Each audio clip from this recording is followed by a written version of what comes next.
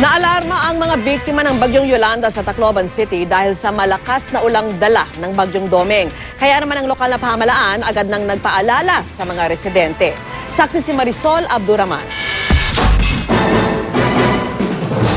Ganito kalakas na ulan ang gumising sa maraming taga Tacloban City kaninang umaga. Ang masamang panahon tumagal buong maghapon.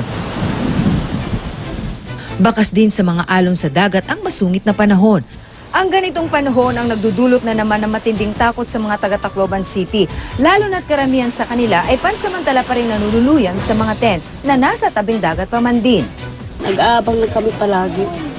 Ng announcement? Oo. Sa government. Opo, kaya wala akong kaming TV. Wala man TV, wala man kami walang radyo.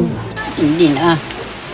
Sa maano na kami kung bagyo, maalis kami pundat.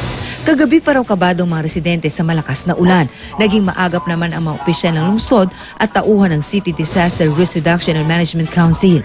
Kung kumusog itong uran nga pumaha ini nga aton lugar, alayo kita pagbalhin nga to Astrodome, abri ang Astrodome para hanaton babalinan.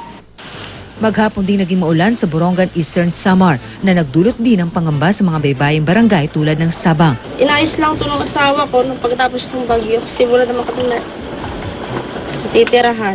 Ang mga mangingisda di na rin pumalaot. Nakaalerto rin ang mga otoridad sa ibang bayan ng probinsya. Mula sa Tacloban, ako si Marisol Abduraman, ang inyong saksi.